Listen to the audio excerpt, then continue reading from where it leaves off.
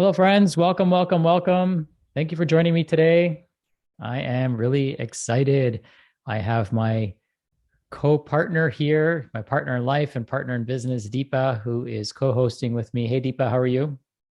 Hi, everyone. I'm doing amazing. Great to see everyone here. Awesome. I'm going to invite those of you that are joining us to feel free to um, turn your cameras on. We want to make this a intimate setting so that you're able to ask questions. We're able to see you.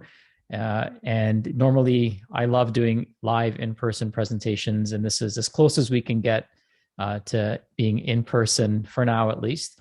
And it's always great to see people. And so we invite you to keep your cameras on if you can, and we encourage you to participate throughout this entire process. It just makes the whole process so much more fun and exciting. So today we're going to be talking about optimizing weight loss and metabolism at any age.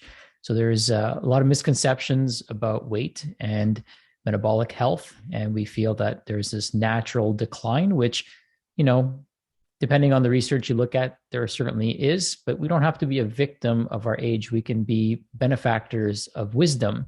And so that as we get older, we get more mature, we get smarter, we can make decisions that can improve our health dramatically. Because we all know people who are at various ages in life that are healthy, right? There are, believe it or not, healthy 9-year-olds that run 90-year-olds that run marathons. And there are certainly very unhealthy 90-year-olds that don't. And the goal here isn't for you to run a marathon, but it's for you to be healthy and have what we call a longer health span. So we don't want to focus just on lifespan. We want to focus on health span, living more, not just living longer. And that's our objective with our clients. And one of the ways that we can ensure a better quality of life is by ensuring that we have healthy metabolic function. And one of the easiest ways to know if your metabolic systems are working properly or not is by looking at excess body fat. Body fat represents excess energy. It's basically all it is. It's like a savings account that, for whatever reason, your body isn't tapping into.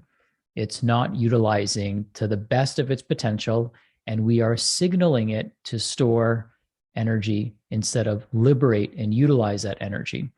So there may be times, or there may be some of you that are on this presentation right now, and really this, community gathering, if we want to call it that, who have excess body weight in the form of body fat and low energy. Type in me if that sounds like you, where you have excess body fat, but you desire more energy. Go ahead and type that in. Let's make sure the chat's working for everyone and that you're in the right place. And don't be shy. If you want to answer the question, but send it to me privately or to send it to Deepa privately, then you can certainly do that as well. So we're here to, kind of be here to support you and hold space for you and make sure you get value out of this. And it always helps us to know that you're in the right place. So I see many of you typing in me. And so, kind of a dichotomy, right? It's almost like saying you're rich because you have all this money in your bank account, but then you're poor because you can't access it or spend it. Okay. So, body fat is a way that we store energy, we store resources.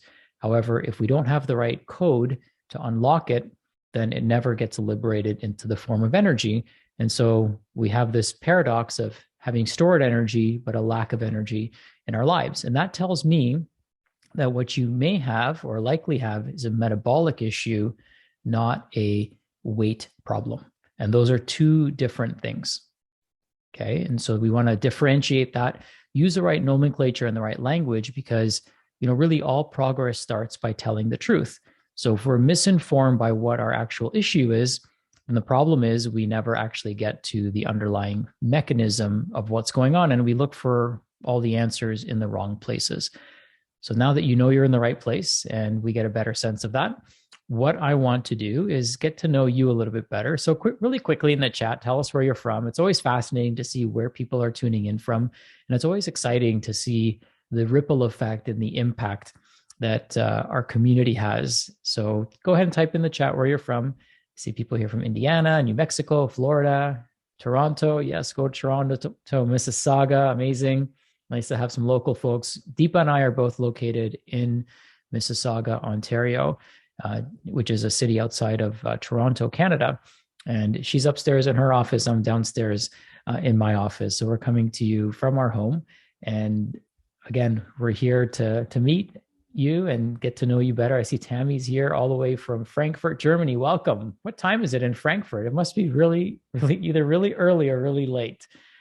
Welcome. Thanks for being here today. Thank you all for sharing with us the most important asset that you have, which is time. We're going to try to be very intentional with your time. And what I'd like to do is set an intention into the next, 50 minutes or so that we're going to spend together.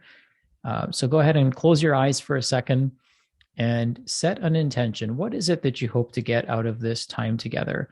I like to be as intentional as I can. My intention for you is to walk away with at least one thing that you didn't know that you could apply immediately into your life that would improve the quality of your life, both actively and passively. Actively means you're actually doing something. Passively means that it's happening without you even thinking about it. However, it's working nonetheless. Deepa, I'd love to know what your intention is today.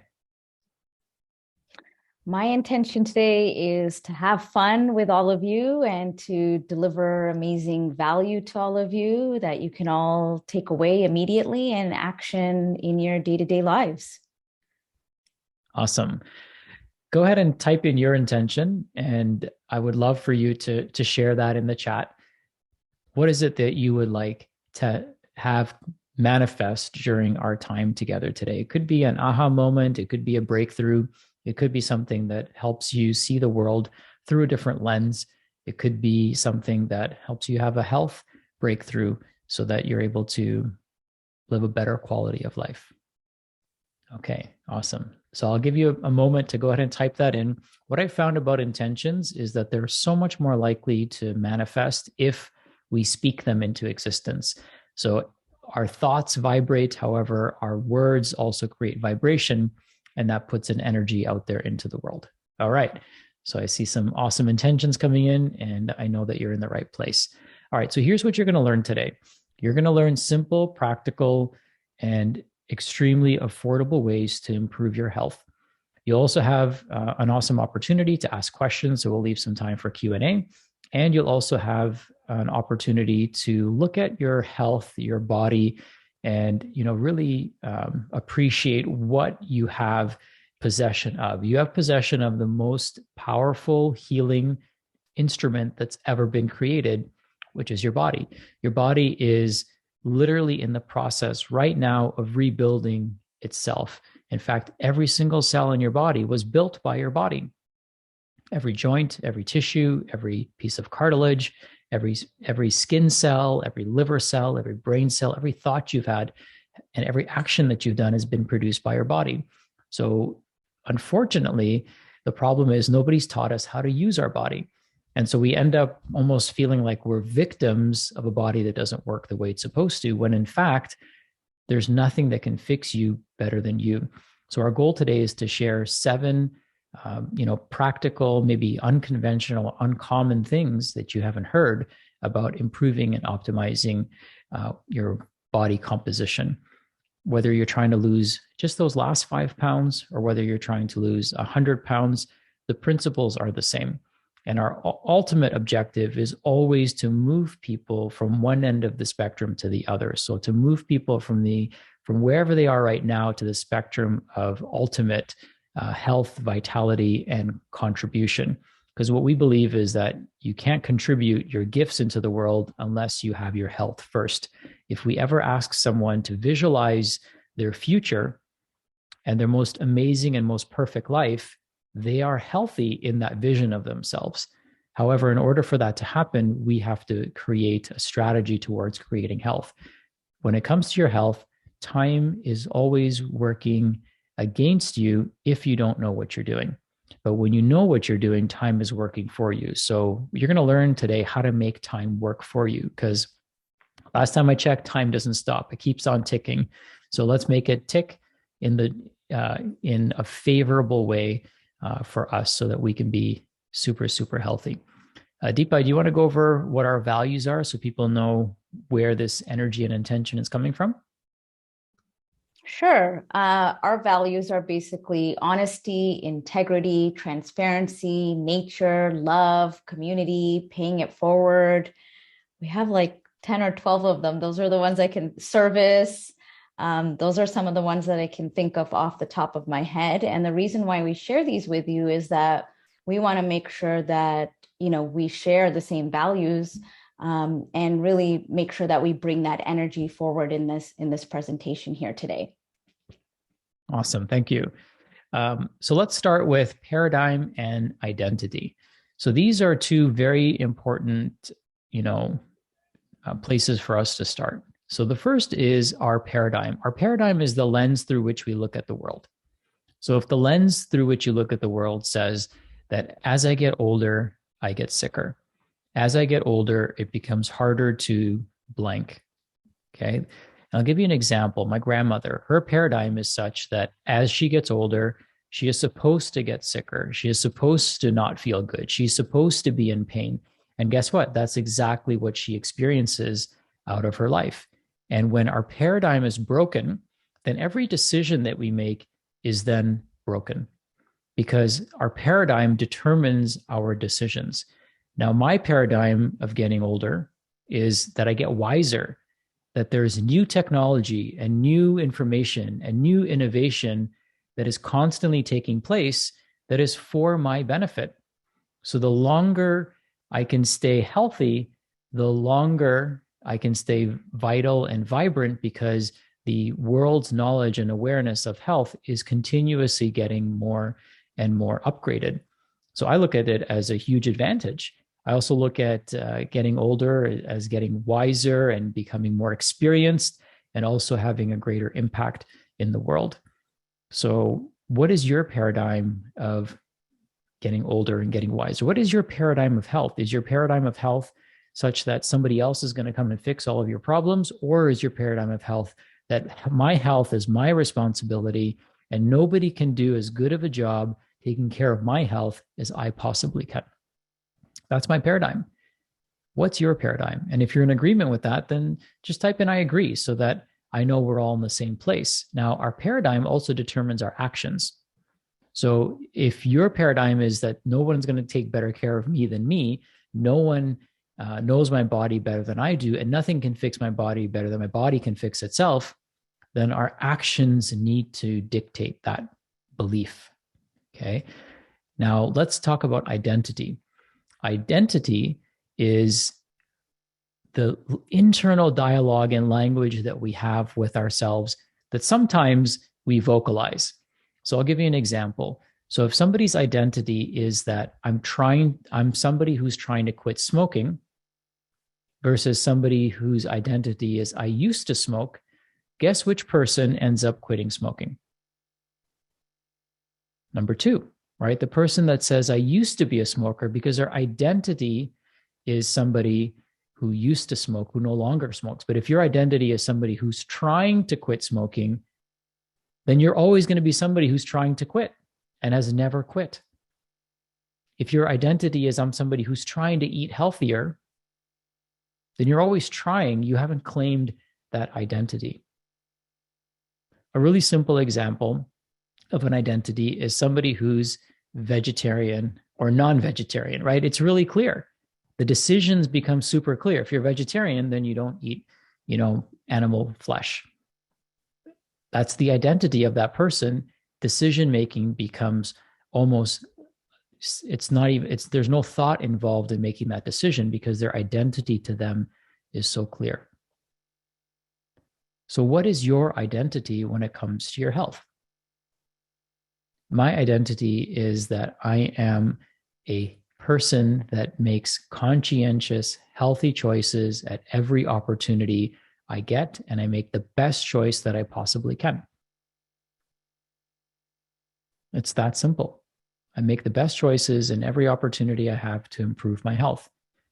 So that gives me room to be imperfect when the circumstances are imperfect without beating myself up. When we claim a new identity, then immediately the decision-making changes. For me, I haven't had gluten in 11 years. So I'm not someone who's trying to avoid gluten. I'm somebody who will never eat gluten again knowingly. And it's very clear for me. It's a non-negotiable for me. Trust me, I love all the things that other people love. Bread, pasta, pizza. I could eat that stuff all day. In fact, that's all I used to eat in university. I have the pictures to prove it. But now I have a new identity. So what is your new identity going to be? Is it going to be someone who's trying to lose weight? Is it going to be somebody who has a slow metabolism? Is it going to be somebody who's going through menopause and can't lose weight? Is that your identity? Because there's people that go through menopause and don't gain weight, right? There's people that are 60 and don't have diabetes or heart disease or any of those issues. Our identity is extremely important in determining our reality. It determines our choices and it determines who we hang out with. It determines so much of our life at a subtle and sometimes not so subtle way.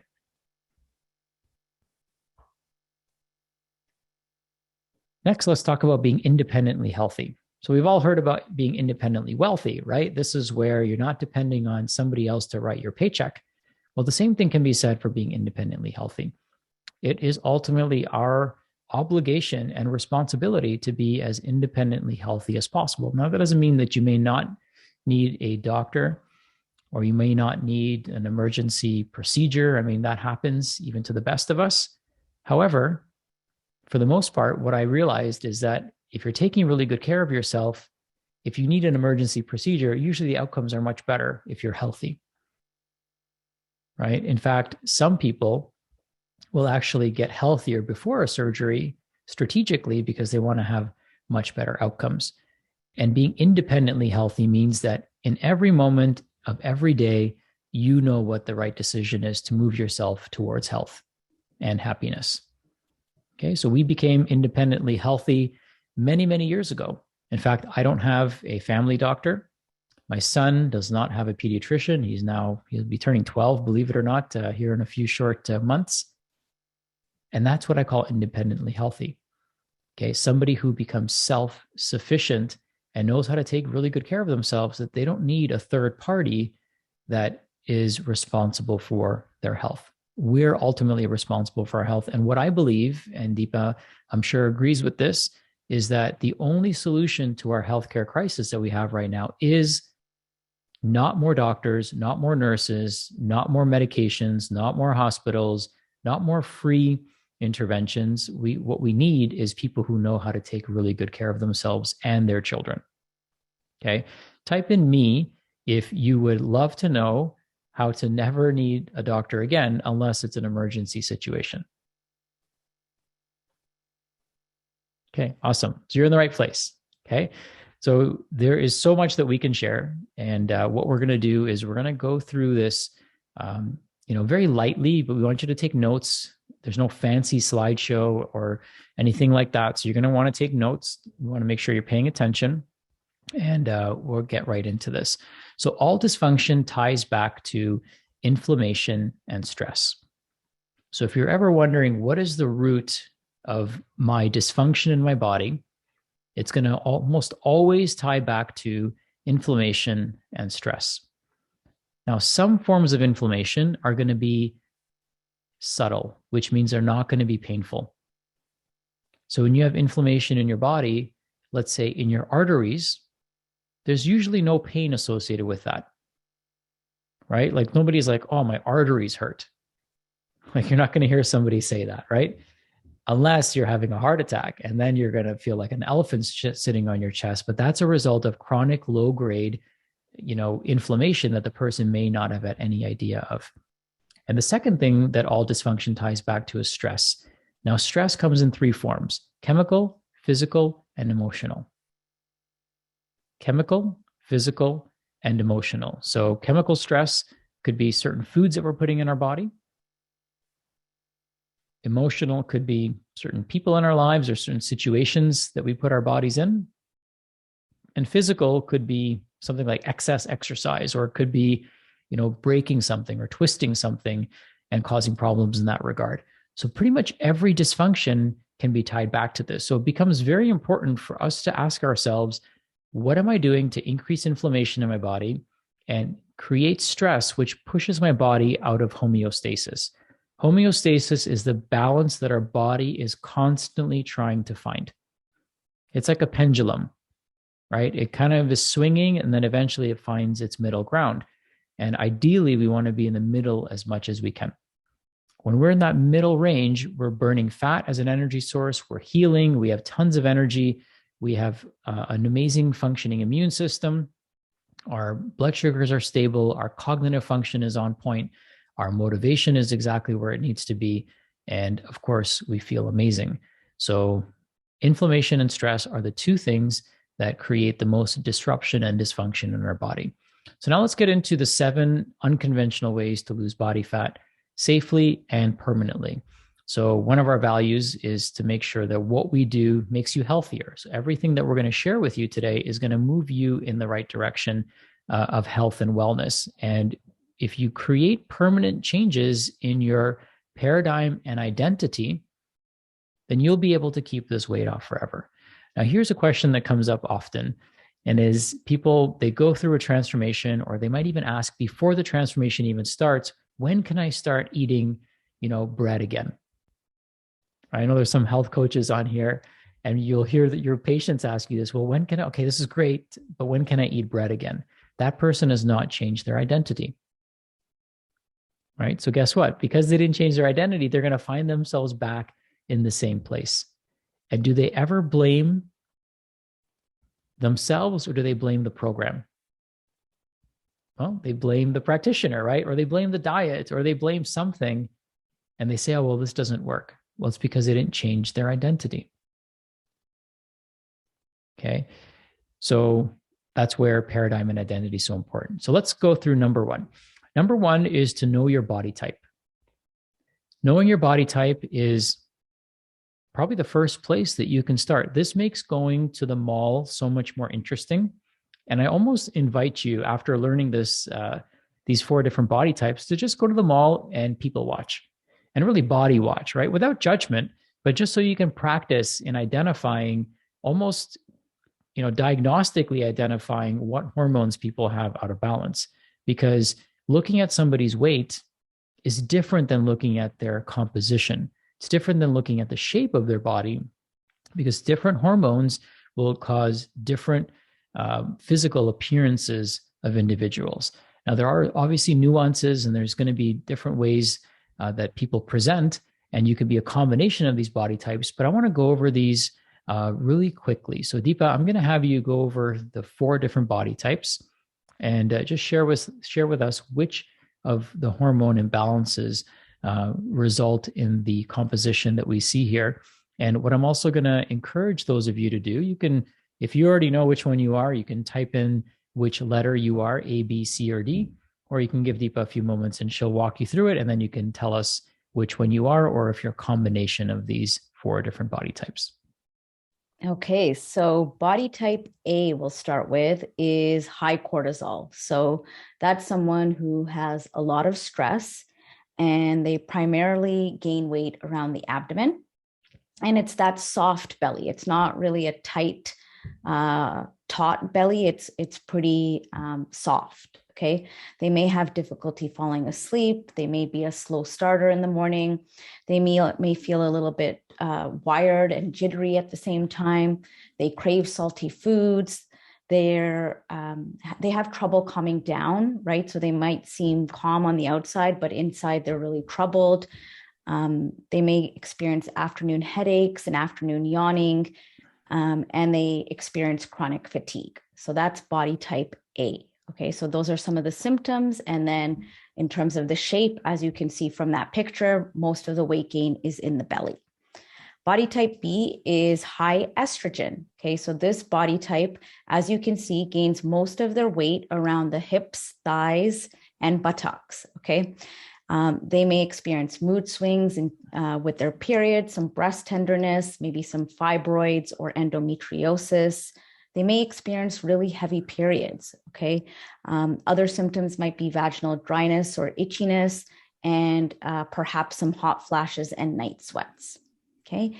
And then body type A is low thyroid, okay? So this body type, as you can see, has generalized weight gain. So arms, hips, thighs, legs, right? It's generalized, okay? And this is referred to the apple body type, okay? Whereas the estrogen body type B, is more so pear-shaped, okay? So the apple type body is low thyroid, and they may experience some difficulty losing weight. They, as I said, have generalized weight gain. They may be experiencing some mental sluggishness, chronic constipation, cold intolerance, excessive hair loss, thinning of the eyebrows, usually the outer part of the eyebrows. They may feel easily fatigued and really sleepy during the day. They may experience some seasonal sadness as well. Okay, so that's the low thyroid body type. And then body type D is the liver body type. So as you can see from this body type, most of the weight gain is also in the abdomen, but the arms and legs are very thin, but the abdomen is very hard. Okay, it's not a soft abdomen. So that's weight gain around the abdomen primarily. This body type may be easily intoxicated.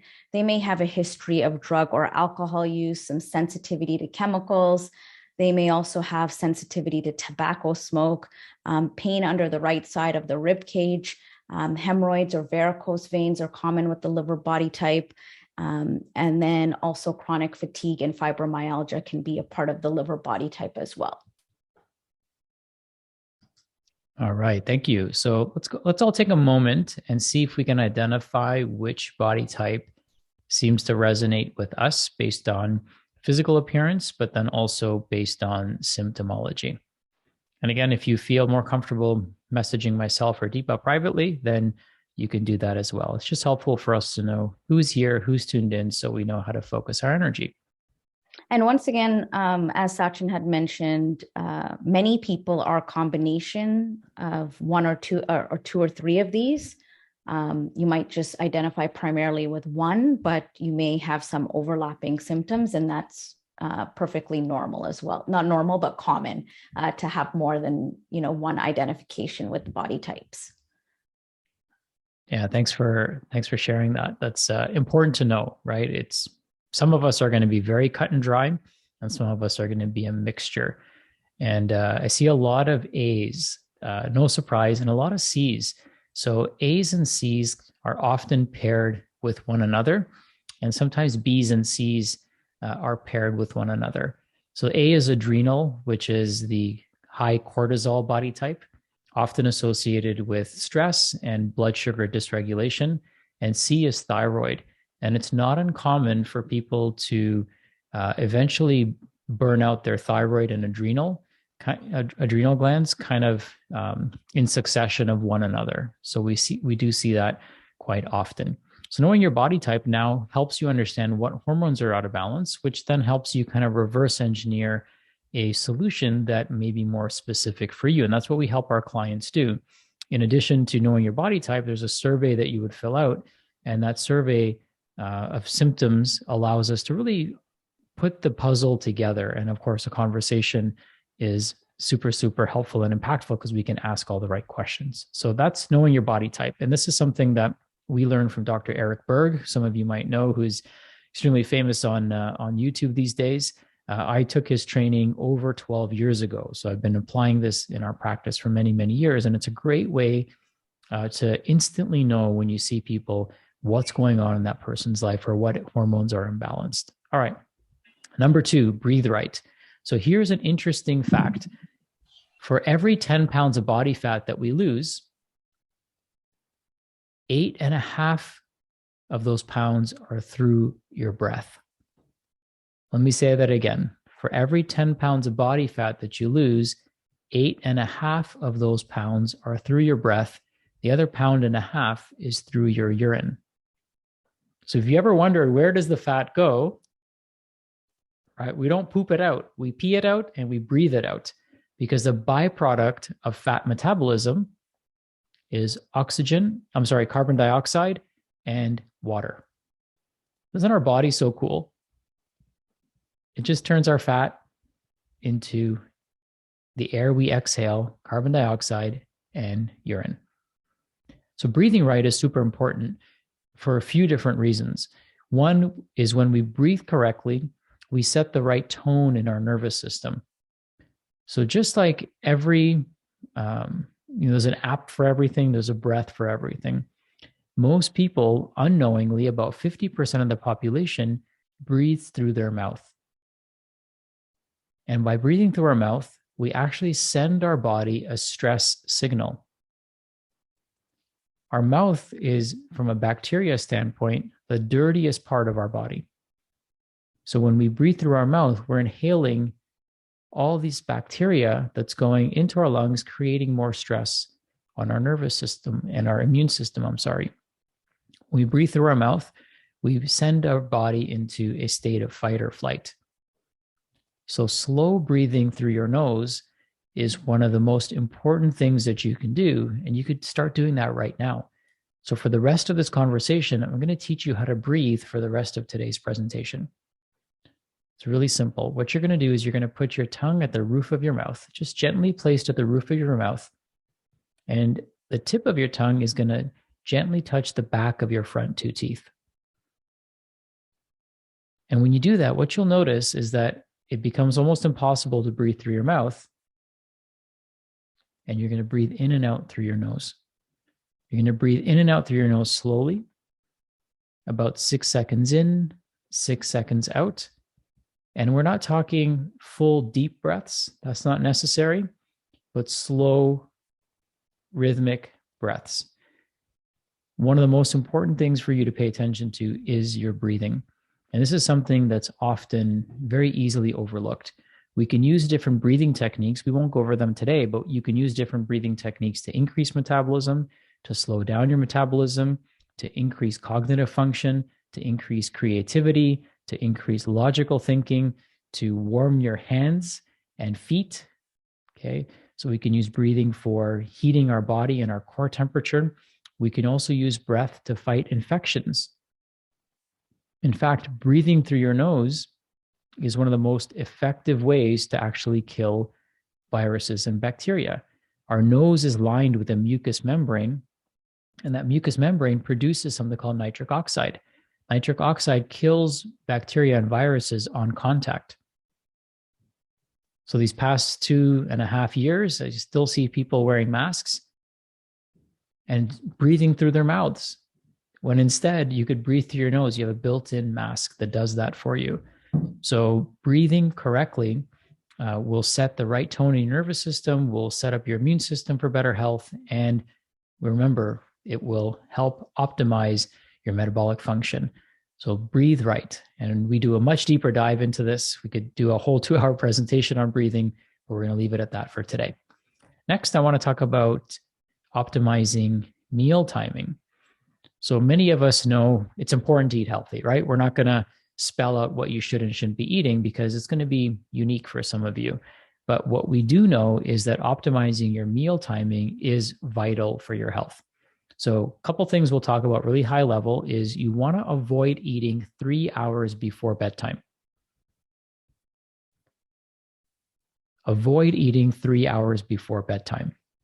Your biggest meal of the day should be midday. Midday is when the sun is in the highest position. So that might be 10 a.m., it might be 2 p.m., it might be 12 p.m. It's not always right at 12 o'clock. So if you can increase your meal size midday versus having a big dinner, that's in and of itself going to make a big difference. Secondly, avoid eating meals 3 hours before bedtime. Now, that doesn't mean that you eat your dinner late and then extend your bedtime, right? It means that you want to reverse engineer your day. So if your bedtime is 10 o'clock, then try to eat your dinner sometime between 6:30 and 7 so that you have that 3-hour window. The first 2 hours of bedtime, we don't want to have our stomach full, because that's a time where our brain actually goes through its internal detoxification process. But if we've eaten late at night, then the body focuses on digesting the food that's in our stomach instead of focusing on helping our brain optimize while we sleep. So meal timing is huge. And then another thing that we can talk about, which is a little bit more advanced for some of you and may not be for everyone, but is intermittent fasting. This is when you eat during an 8-hour window of the day or less. So you might eat between 12 and 6. Okay. And then you don't eat until the next day until noon. So you're literally having a 16 to 18-hour window of time where you're not eating anything. This gives your body and your organs a chance to repair, regenerate, recuperate, and it also creates what's called hormesis, which is a good stress on our body. Very few, like none of you are going to, unless you have major blood sugar dysregulation, most of you can tolerate intermittent fasting. And once you get used to it, you almost don't want to ever have breakfast again. It's like such a liberating feeling to have and you have so much more energy. And guess what? For 16 hours, if you're not eating, what's your body using for energy? It's not using food for energy. It's using your stored energy, which is body fat. Okay. Yeah. Liz is at the right idea. Okay. So intermittent fasting is a powerful way to rebalance so many hormones and create so much amazing shift in your body without doing anything, right? We talked about giving you stuff that saves you money or is free. Not eating breakfast saves you tons of money. Okay. Now, some of you might decide to eat breakfast and have a late lunch and then not have dinner. You could switch things up based on whatever your schedule is like, but it's that time of 12 to 16 hours where you're not eating anything. That's going to be advantageous to you. And you can start at 12 hours, work your way up. The world's leading longevity expert, David Sinclair, only eats one meal a day. Okay. If your blood sugars start dropping and become low, it could be because your adrenals are not functioning optimally. And generally speaking, those people are probably body type A, because that's the adrenal body type. Okay. So if your blood sugars are crashing and your body type A, it's because your adrenals need some support. Dipa, you want to share this quick story? Yeah, so this is my client here, Layla. She's was 48 at the time, and she was experiencing low energy and weight gain, right? Difficulty losing weight. She was in those menopausal or premenopausal years, and things that she had tried when she was younger were just not working. So she went through our program, and as a result, she lost 33 pounds, experienced more energy. And one of the main things that we worked on with her was meal timing, right? As Sachin had mentioned, we compressed her eating window to an 8-hour eating window, incorporated some intermittent fasting, made sure she was eating an anti-inflammatory blood sugar balancing meal plan, and the weight just literally melted right off of her within 10 weeks. Okay. So we see some pretty amazing results when we implement the right strategies and really guide people to, modify their meal timing and modify their nutrition, right? Just a few simple shifts, as Sachin said, skipping breakfast or skipping dinner. It's a simple shift, saves time and saves money as well. Yeah, especially these days, right? Food is getting more and more expensive. And, why eat more than you have to? We've been conditioned by the food industry that we need to eat so much food and constantly have food shoved down our face. But the reality is we don't. We have no defense as human beings against overeating. Let me say that again. You have no defense against overeating. Your body is actually built up defense mechanisms for undereating, but it has no defense mechanisms for overeating. So, skipping a meal here and there, it's really not even, don't even think of it as skipping a meal, because the moment you say skipping a meal, then it's like you're depriving yourself. Okay, so we're not depriving you, we're being strategic with your meal timing. So I caught myself saying skip a meal, but I want to really reframe that and rephrase that so that you're not feeling like you're depriving yourself, but instead you're being strategic with your meal timing. Now, here's what's really interesting about uh, modifying and optimizing meal timing. You will see results even if you don't reduce your calories. So we're not talking about calorie restriction through this process. You could eat whatever you're going to eat at breakfast and you could have it with your lunch meal if you wanted to, and you'll still see results. The reason we intermittent fast is because we want to give our body a window of time where it can process all of this stuff uninterrupted.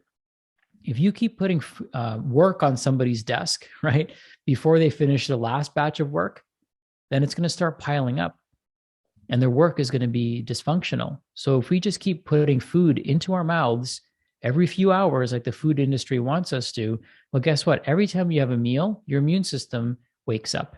It has to process every single molecule of food that you put into it. When your digestive system is arisen, right? You have to make stomach acid, which is 1,000,000 times more acidic than your blood. You have to make pancreatic enzymes. You have to make bile so that you can digest the fats and kill the bacteria that might make its way through. Then your immune system has to meet and greet every molecule before it enters into your bloodstream. And then you have to mobilize all that stuff out of you. So it takes a tremendous amount of energy. So people will say, yeah, when you eat more often or more frequently, it increases your metabolism. Yeah, it increases your metabolism, but at what expense? Right? Do we want to increase metabolism or do we want to get healthier? Do we want to give our bodies a break or do we want them to feel taxed all the time and just keep putting more and more work on their plates? When you're digesting, you're not healing. Let me say that again. When you're digesting, you are not healing.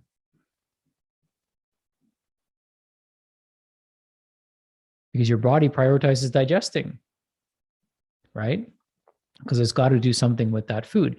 And if your stomach's empty, digestive system's empty, your body has 100% of its focus on healing and repairing. And it's got an adequate fuel source, which is stored body fat that it can tap into. Now, we have to send it all the right messages. But once you do that, the weight loss becomes effortless and automatic. Okay. All right. Who's finding this valuable? Has anyone learned at least one thing today? Type in yes, or type in me if you learned at least one thing. So I know that Dipa and I are at least doing our job and we've kept our promise. Okay. So for those of you that learned one thing, we're in bonus time now, right? We're in the bonus round of all the things that we're going to teach you. So let's go into step number 4, which is to sleep like a champ. And I'm going to pick things up because we're getting close to bedtime for some of you and past some of people's bedtimes, like people who are here from Germany. So let's talk about sleep like a champ. Now, here's the reason we say sleep like a champ instead of sleep like a baby. Whenever I need a pair of new parents, the thing that they complain about is their child waking up at night, right? So the moment we say sleep like a baby, we are already setting the stage for disrupted sleep. And when babies wake up in the middle of the night, what are they? They're usually cranky, they're usually hungry, they're usually crying and emotional, and they require attention. So I don't know why people say sleep like a baby. Let's sleep like a champ.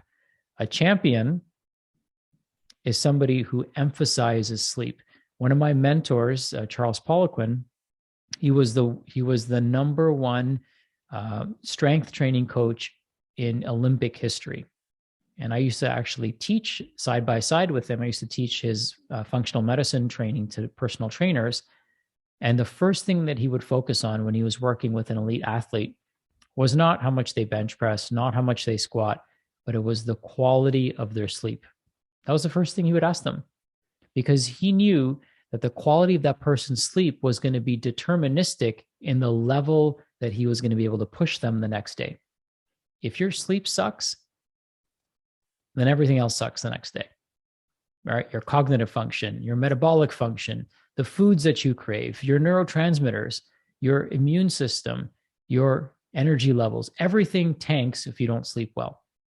So if we were going to focus on one thing, maybe 2 or 3 things, but Let's get your breathing right, and let's get your sleep right. And let's get you breathing right while you sleep.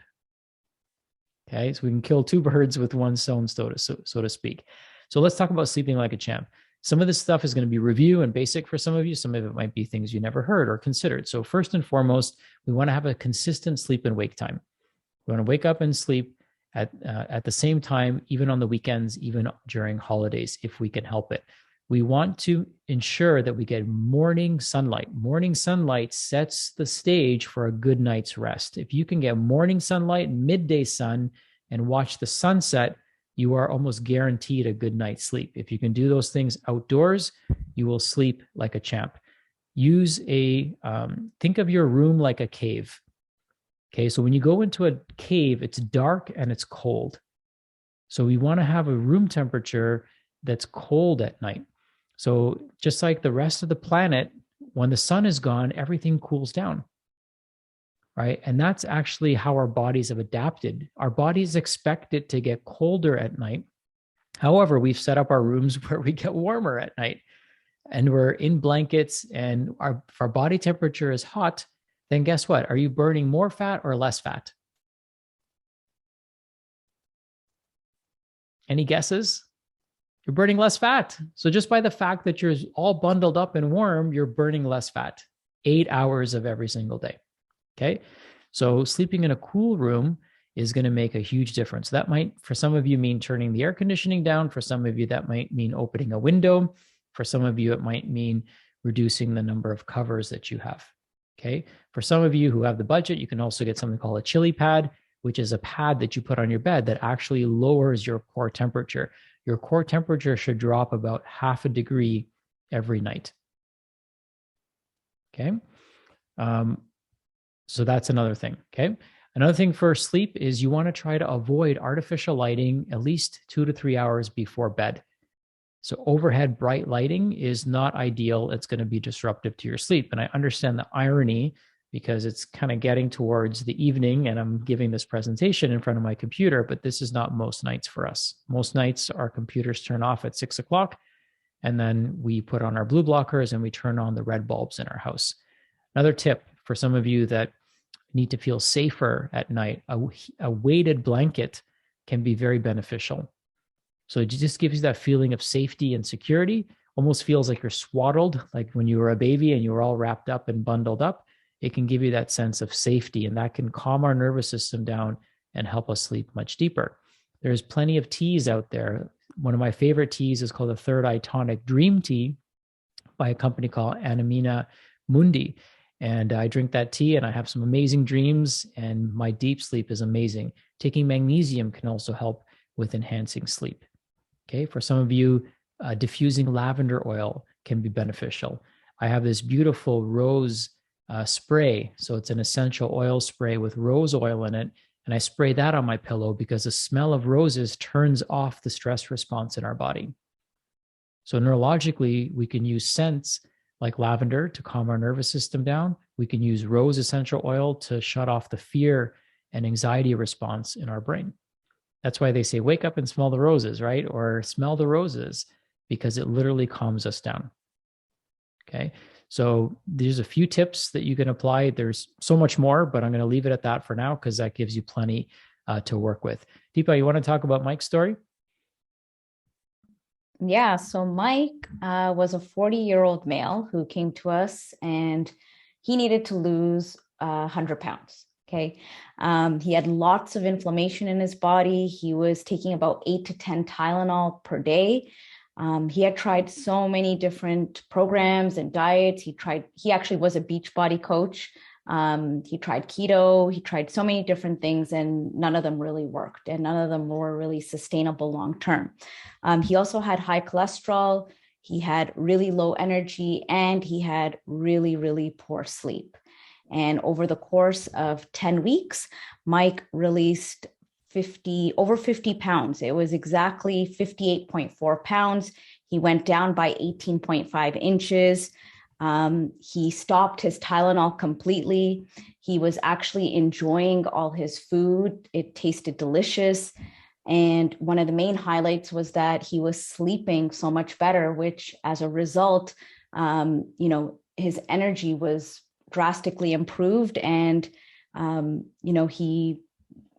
one of the main things that was addressed was, as Sachin said, was the inflammation in the body, right? And that's why he was able to lose, a lot of that weight and stop the Tylenol.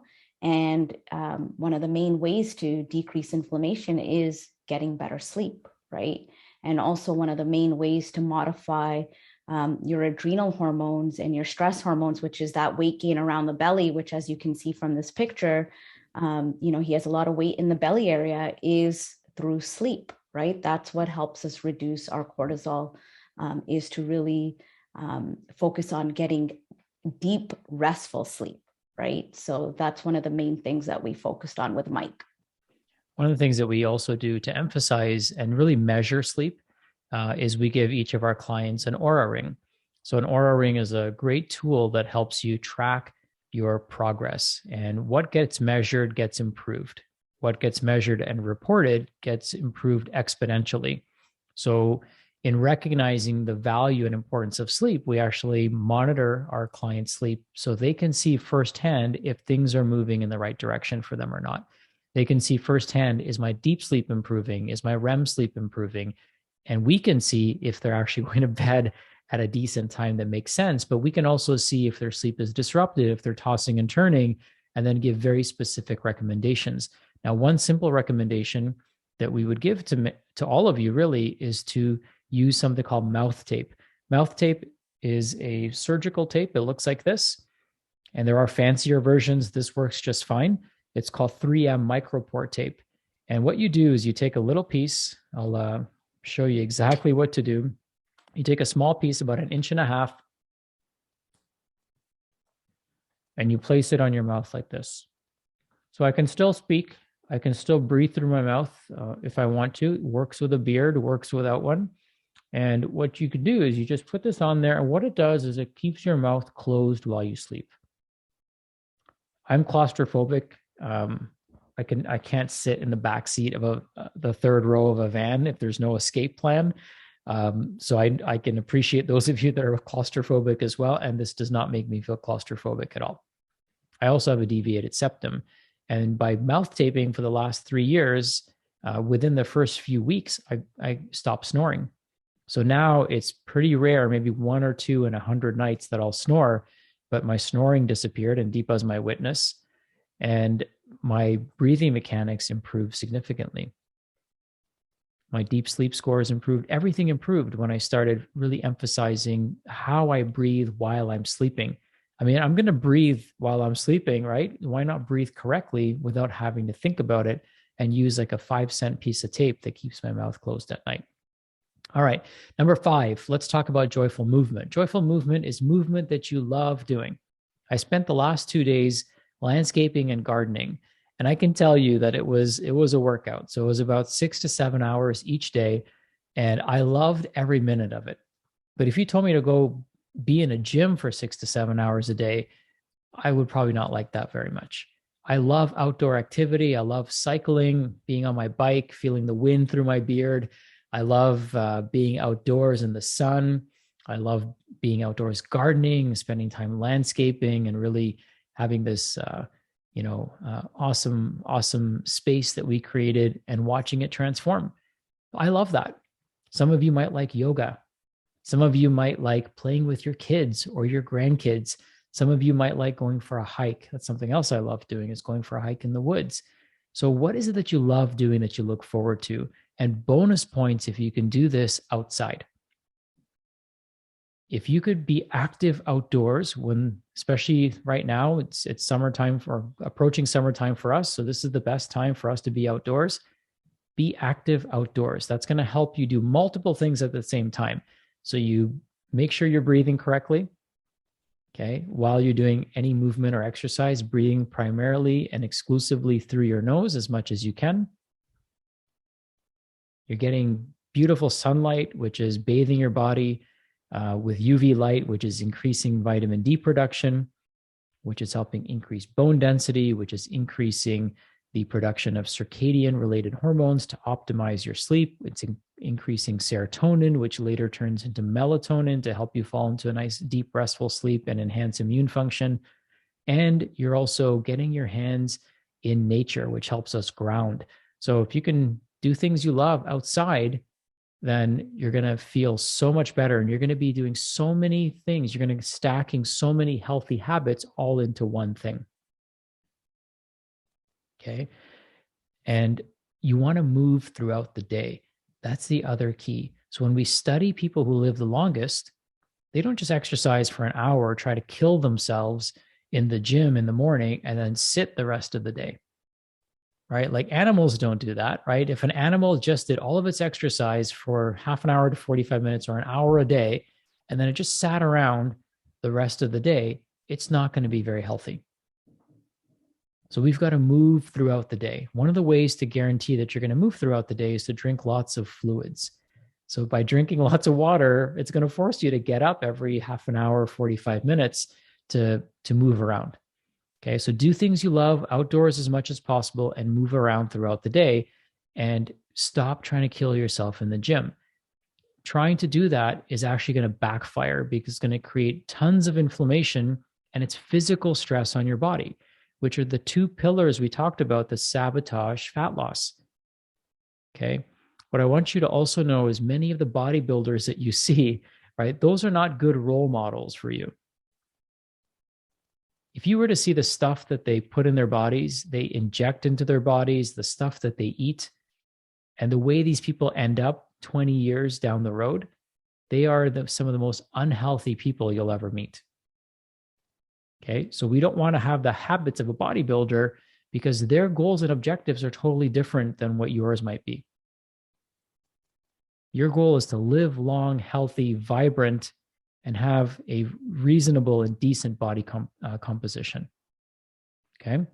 So joyful movement is something that you want to incorporate. Here's a story of Fazita. So Fazita is somebody, she came to see us many years ago for a different issue.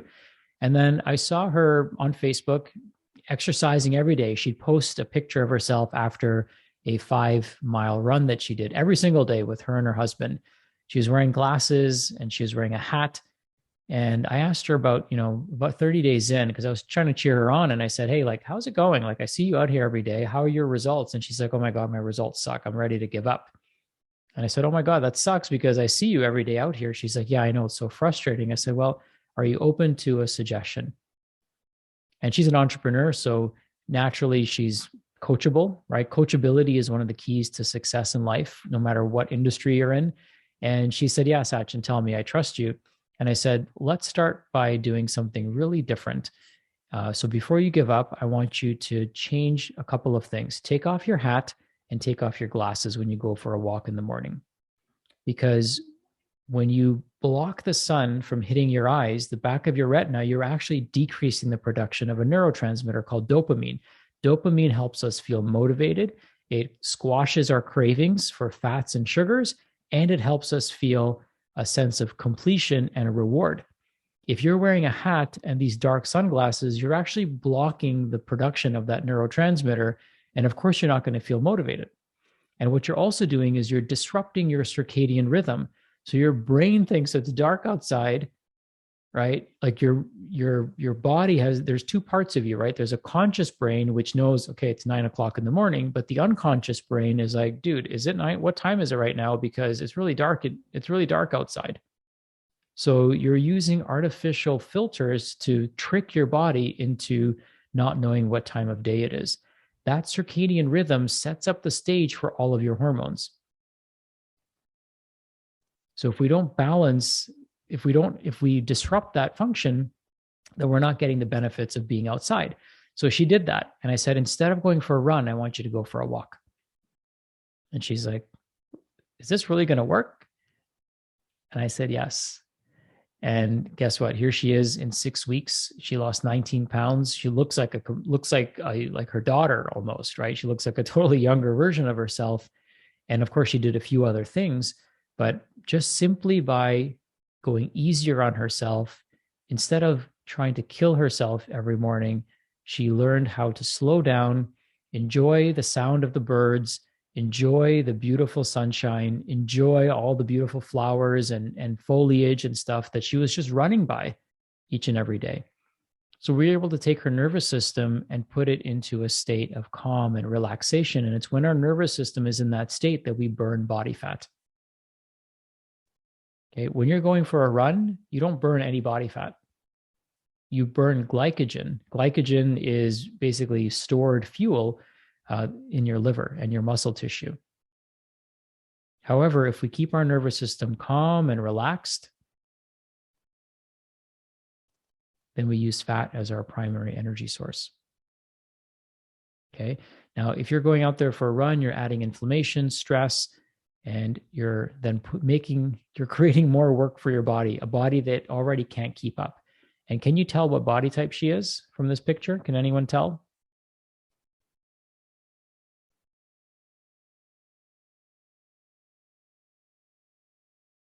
Okay, so she's body type A. So is more intense exercise going to be helpful for her if her adrenals are already burnt out? It's going to backfire, right? She's going to feel like crap and she's going to feel inflamed and she's not going to recover because she's already physically showing signs of that. So for her, less was much more. Okay. Super happy now that she's transformed her health. Okay, Dipa, let's talk about step number 6. Okay, so step number 6 is optimizing digestion. So when it comes to weight loss, a lot of the focus is on what we're eating. But one of the main focuses that we really try to emphasize is how we're eating. So one of the principles that we talk to our clients about is choose, chew, chill, cherish, and check. They're the 5 C's.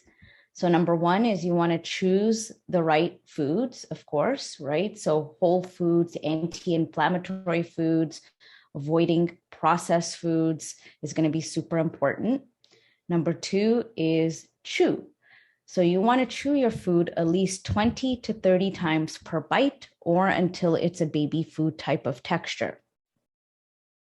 Okay, most of us, including myself, this is a constant reminder for me, only chew our food probably less than 10 times, right? And one of the goals is to be the last ones to finish your meal at the table, right? Versus the first one.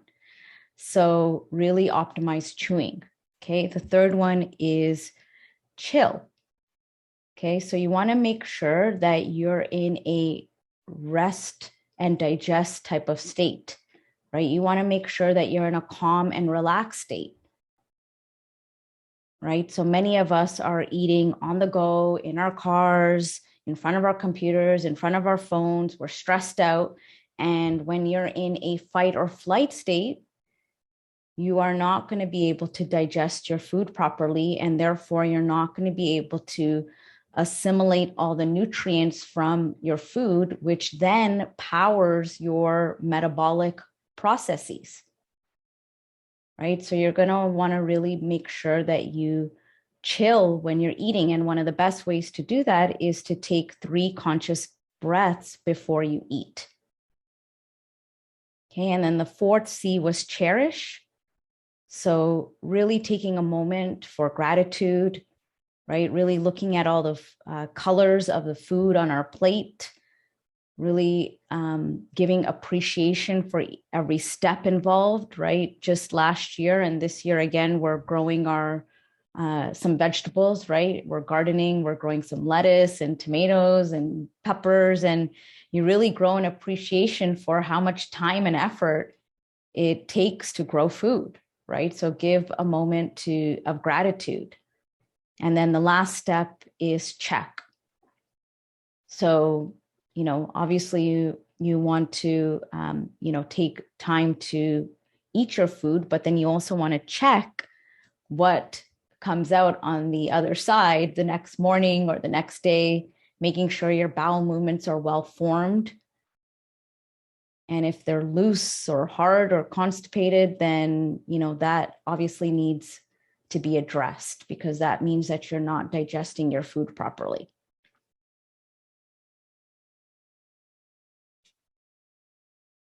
So here we have my client, Nicole, and Nicole, it was in our program. When she posted this message, she was around week 4 of her program. Her goal was to lose 20 pounds, which she's now achieved that. And in 4 weeks, she lost 15 pounds. And one of her biggest issues was the menopause belly, right? She had tried so many different things, and just wasn't seeing any results. That stubborn menopause belly just wasn't going away.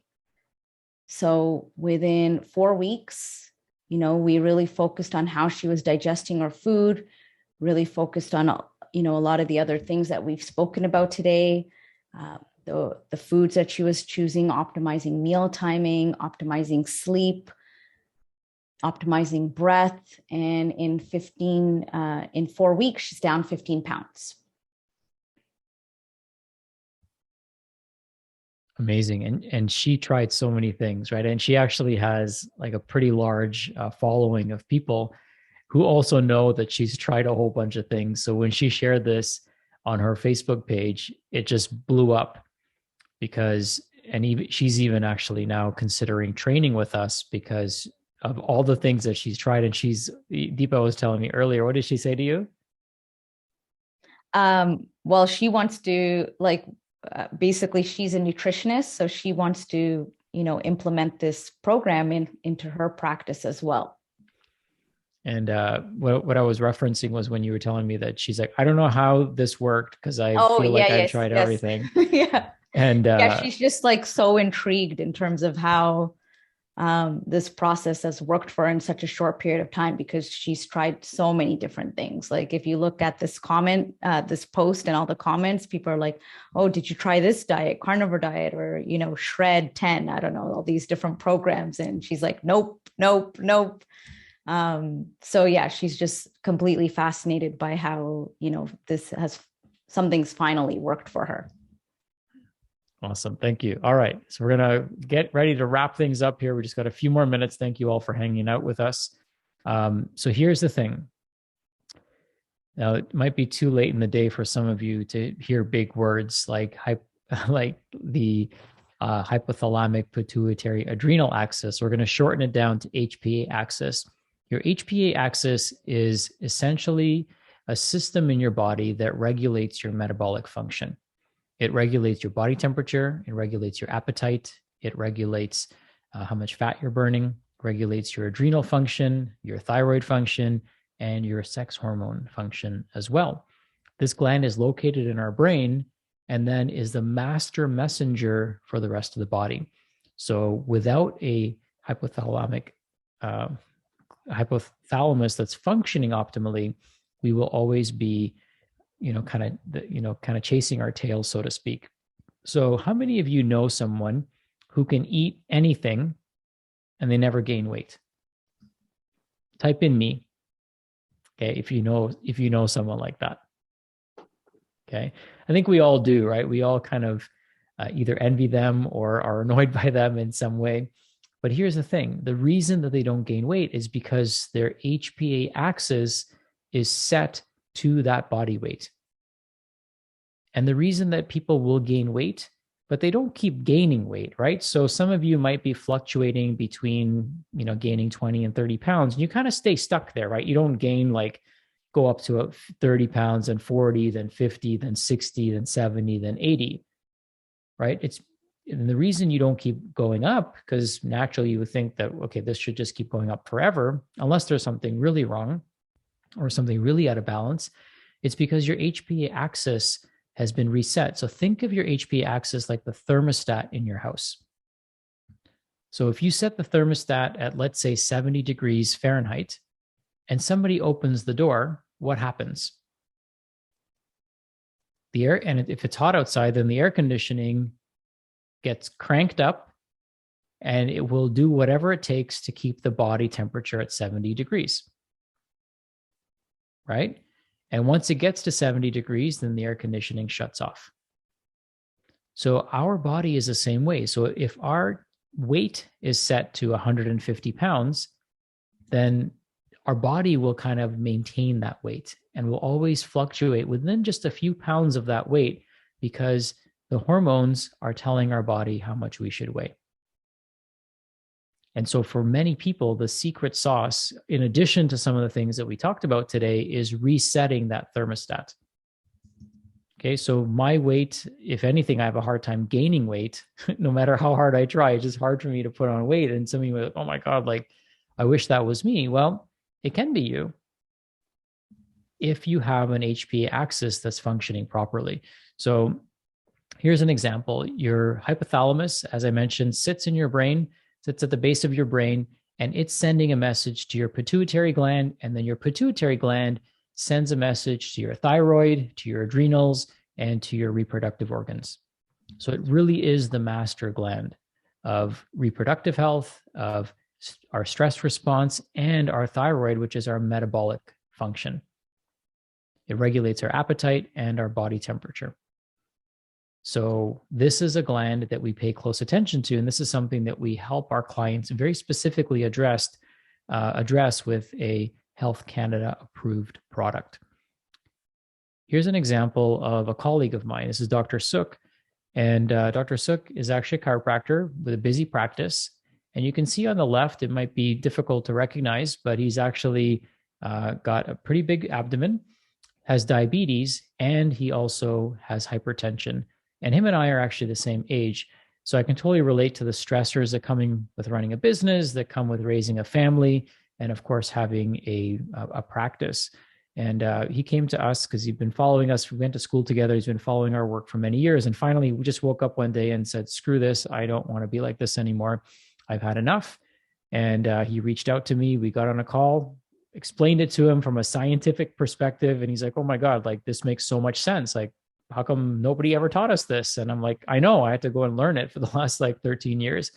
And he did our program. He went from where he is on the left, diabetic with hypertension, anxious, nervous, stressed out, to the person you see on the right, 66 pounds lost in 10 weeks, no longer diabetic, and his hypertension basically disappeared. He went to go see his family doctor, and his family doctor was like, dude, what the hell did you do? Because he was so blown away. And had he not done this, then he would have been on the same path, taking medications for his hypertension, taking medications for his blood sugar. At some point, diabetes type 2 turns into Alzheimer's. I mean, it is a downhill battle and a losing battle for so many people. But we did all this. Guess what? We did all this without any supplements. We did all this without any lab testing. We did all this with empowerment, self-awareness, a reformulated identity, a new paradigm, and a new story. And guess what? It transformed his life in 10 weeks. So in less than one season, people can have radical transformations that take place. Okay, so what's the secret to all this? Well, here's the thing. Here's the bonus tip that I can give all of you. The secret sauce to all of this is you have to find your map. And each of your maps is going to be unique. All right. So if I told you all to come to my house, each of you is going to have a unique map that's going to bring you here because you all have different starting points. Now, some of you, if not all of you, I would say all of you need a guide, right? A guide is somebody that holds your hand through the process, that helps you see the light, helps you, stay the course and not give up, right? Because there's going to be times where you want to give up. There's going to be times where you go back to that old identity. There's going to be times where you're going to get stuck in your old paradigm. And a guide is somebody that holds your hand through the process. And the third thing that you need for success is a community of like-minded people. Okay? People who are on a similar path and a similar journey. And many of us, especially those of us that want to be healthy or are doing our best to be healthy, we are the minority, aren't we? Statistically, you are the minority. And so finding a community of people that want the same high quality, high vitality, high contribution lifestyle that's a hard thing to find these days. Okay. I wish it wasn't, but it certainly is. So a map, a guide, and a community are going to be what you need in order to get the best results possible. Okay. So that's always our objective, is to provide that to you.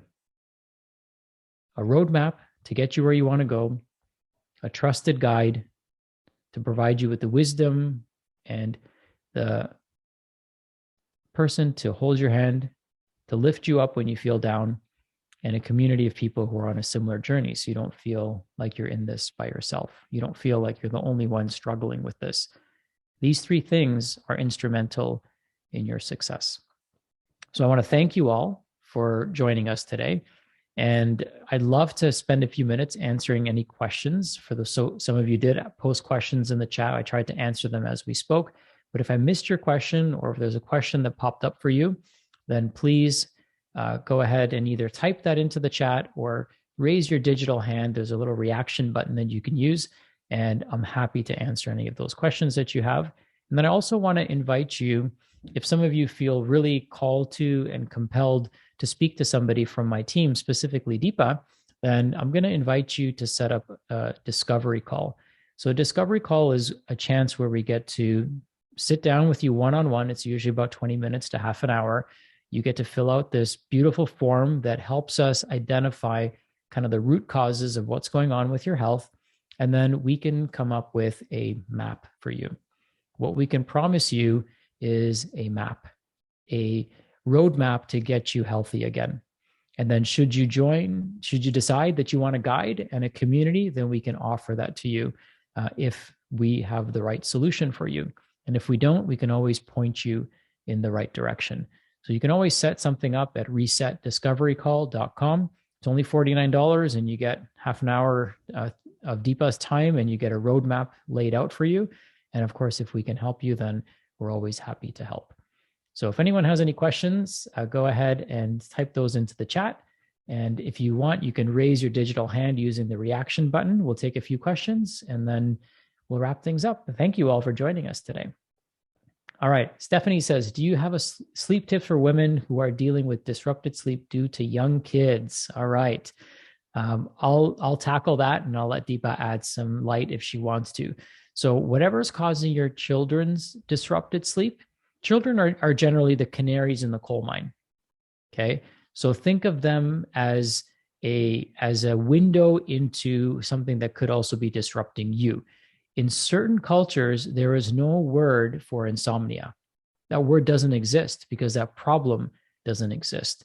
So the reason children don't sleep well these days is because they are far more sensitive to subtle energies than we are. So what are some subtle energies that could be disruptive to sleep? One is lighting. Okay. The average person is exposed to way more artificial lighting than they need to be. And artificial lighting is extremely disruptive to our nervous system, especially overhead lighting. So in nature, after it's dark, is there any light coming from overhead? Absolutely not, right? If anything, moonlight, but that's about it.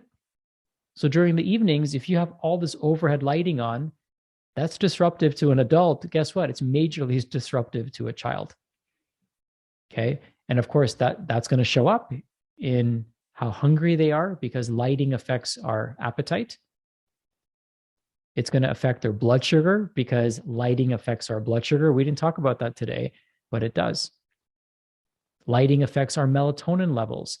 So if you're bathing yourself in artificial light 2 to 3 hours before bedtime, especially overhead lighting, especially screens and computers and all these things that kids expose themselves to, well, guess what? I would expect that child to have disrupted sleep because we've created all the necessary assets for disrupted sleep. Another thing is children and adults are very sensitive to EMF.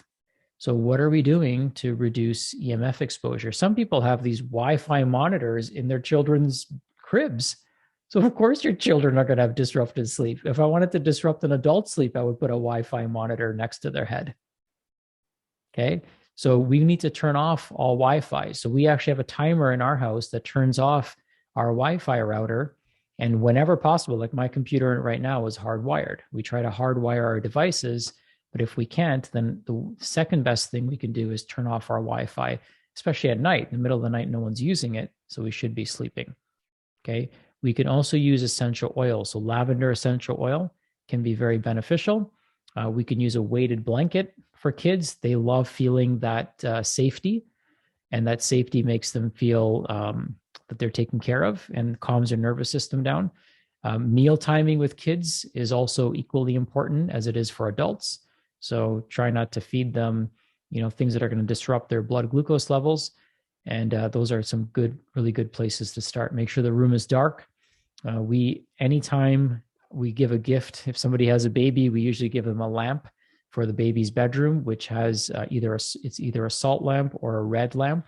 And that red bulb does not disrupt melatonin production, and it instantly relaxes them. Rose oil, as I mentioned earlier, that can also be beneficial in, again, calming the nervous system down. We sleep so much better when we feel safe, because it's when we're sleeping we are most vulnerable. So whatever we can do to increase safety is going to improve the child's sleep. All right. Awesome. Any other questions? Dipa, did you want to add anything? One more thing with sleep, and children, from a personal experience, is with my son. I know the energy of the parent plays a huge role in terms of the child's sleep. So with my son, when I would try to put him to sleep, I was always in another place. I was thinking about, when he goes to sleep, I'm going to sneak out of this room and I'm going to do the dishes, fold the laundry, mop the floors, and they can really sense that energy. So when Sachin had brought this to my attention, I really tried to be present with him, and, the work is always going to be there. So I tried to be present with him, enjoy that time with him. And I found that his sleep drastically improved when my energy shifted. So that's another big one for sleep with kids. Yeah, great reminder that our energy is quantumly entangled with our children, especially. So if we are stressed out, all right, if our nervous system is stressed and we are entangled with them, they are going to feel that stress. Again, they can't express that, right? They're not going to tell you that, especially if they're really young. They don't even know how to express that. But they just know they don't feel safe. They don't feel calm and relaxed. And so it's really, ultimately, for parents, it starts with us. And if we can start with ourselves, then that makes all the difference in the world. All right. Sarah's asking, will these interventions help reset the HPA axis? So Sarah, so yes and no. So part of it is you want to reset the HPA axis in conjunction to doing these things. So you would want to reset, and, as you're resetting, do joyful exercise, work on meal timing, work on sleep optimization, because the message that we're sending to the brain is that these are the optimum conditions in order for me to thrive in.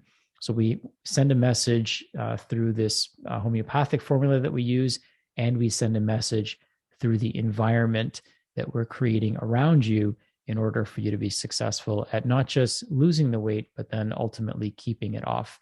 And then remember, the identity is a big part of it as well. So we can all find ourselves back exactly where we started if we don't change our environment and our identity and our paradigm.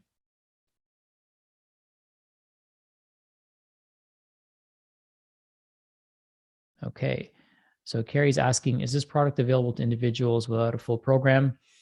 Not at this time. It's not. It might be in the near future, probably in the next 4 to 6 months. We'll be potentially rolling out a program where it's kind of a self-study, and you could go through the process with a group of people. Right now, in case you're wondering, we do have multiple levels and budgets that we work with people in. So we've typically found that because our goal is to keep things as affordable and accessible as we can, we've actually introduced a level of our program that's only $9.99. So that's a significant savings from some of our other programs. So we have something that can fit pretty much everyone's budget, and we do have also financing options for people as well. So we try to, again, keep things affordable. You actually want a coach, right? So if I go back to what you need a map, a guide, and a community.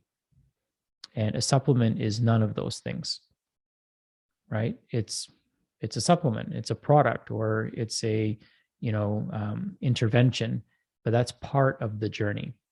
Okay, so we don't want to just give you this product and then assume that the rest of the stuff is going to fall into place. It usually doesn't work that way, because you need a roadmap that's unique to you. You need a guide who's going to support you.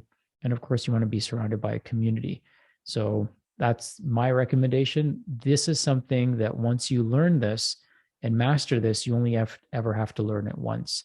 So you may as well learn it correctly and then continue down that path so that you're not having to become dependent on somebody else. So it's kind of like learning how to drive. Once you learn how to drive, then you're independent. You can drive anywhere you want on your own, no matter how far away from home you are. If you know how to drive, you can always find your way back or get where you want to go. So that's our goal and objective with our clients, is to really map out a solution, guide them through the process, and then provide them with a community. Okay. And like I said, you can always set up a call to speak with Dipa. She's happy to answer any questions that you have, review your form, and then individually guide you in the right direction. And we only work with people who we feel like we can truly create transformation for. And if we can't, we always point you in the right direction so that you could find what you're looking for. All right. Awesome. Well, it's 8:30, so it's getting close to our bedtime, and we want to try to turn the lights off at least 2 hours before bedtime. So thank you all for tuning in today. Thank you for your time and attention. And I see that some of you have already scheduled a call. So congratulations on taking that next step in moving forward. And hopefully one of these days we'll be sharing your case study and talking about how you joined a webinar and wanted to change your identity, upgrade your paradigm, and you decided you're not going back, that you're going to create transformation for yourself through a process, a proven process and a system. We're always happy to help you through that. So thank you all. Dipa, any final words you want to share before we jump off? I'm looking forward to speaking with some of you on the call and just diving a little deeper. And, hopefully we can guide you and support you in your weight loss journey and your health journey, right? Really, I know for many of you, it's weight loss, but when we dig deeper, it's the non-scale victories, which I find are way more, impactful, right, to your overall health. Awesome. Thank you. Love to you all. Have an amazing evening, and we'll talk to you shortly. Bye for now. Bye, everyone.